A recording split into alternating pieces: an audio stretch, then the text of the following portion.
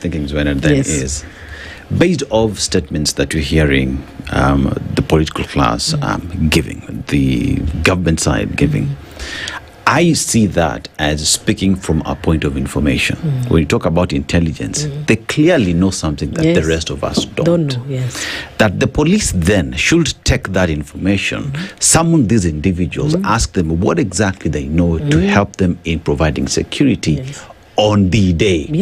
When you talk about protesters coming out and protesting and businesses not shutting down, because also the law says my rights end where yours begin, right? If I have the right to demonstrate, you have the right to run your business. And it is the work of security agencies to ensure that everyone is protected within that jurisdiction. But there's a time we also had protesters, not the ones commemorating, where women were just saying end femicide. They were beat up proper by the same security officers. They were. Thank you. Know, so when you talk about protesters, examples have been given. We have intelligence, clearly security. I mean, government is speaking from a point of intelligence. Are we just saying that when it is against the government, then mtapigwa proper? But when people are pro-government, they can demonstrate as much as they want, because we saw that in Eldoret. When people are demonstrating pro-government, they came out with batons and saying, we are going to protect Eldoret. And even in Nairobi alone, they were protesting against the lady who died because of the tattoo. Nothing happened to them. The security officers were walking with them, protecting them. So government can actually protect peaceful protesters. They just decide, because you're speaking out against us, we're not going to do it. I want to remind my uncle here, Philip, a tweet he did in 2023, and this is what he said. Officers in plain clothes have been dispatched to Kisii to deal with demonstrators tomorrow. They have firm instruction by the people, but the people of Kisii are determined to fight for their rights regardless of who is in their region. Kenyans are watching, the world is watching. So he knows he's been on this side of things. That was just before broad-based. Yes, this was before broad-based. He knew that government uses the same plainclothes for police officers and goons to infiltrate peaceful demonstrators. They have been in that side of things. They are just now enjoying the perks of being in a regime and have forgotten that they were supposed to enter government and changed how things were being done and how things were being especially projected towards people who are calling out a government. We would have expected them to do better because they have lived it.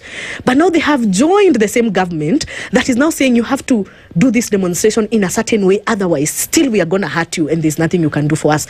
When leaders tell business communities close your business, they're saying that because we have seen how goons have handled the business community during demonstrations. And let me tell you, right now in Kiambu, in Nairobi, the business communities have been meeting to give their own security so that their premises are not attacked, because they know one thing: the government is not going to protect them. So can you imagine now private citizens have gone back to organizing their own securities that can match up the goods that are going to be out tomorrow, because at the end of the day, you do not want your businesses to be attacked. And that is government saying, we will not protect you.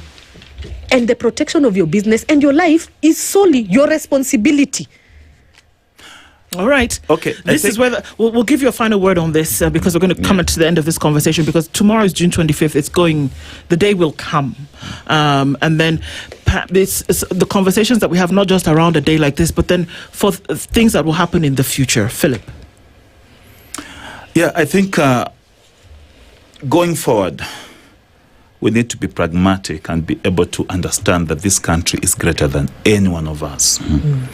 We need to know that Kenya has come a long way from the days when the president would make a pronouncement and it becomes law, to the days when Kenyans have the right to speak their mind and say anything and whatever they want to say.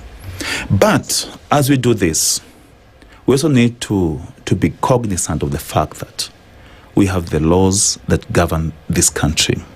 Even those in the executive are also governed by the same laws, just like the citizens are governed by the laws. So we should all be respecters of the rule of law, be respecters of the laws that are there to protect our country and the integrity of this nation and the sovereignty of our country. Let us be lovers of our country. As we go out there to demonstrate, let us not make Nairobi look like a Kinopsia, a dead city.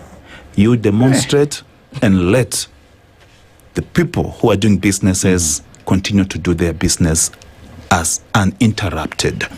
Let's not see cases of people looting shops, cases of people going to like I saw the other day, young people playing football and throwing the same ball at police officers. That's provocation. Don't provoke police officers, because they are also human beings, just like we are human beings.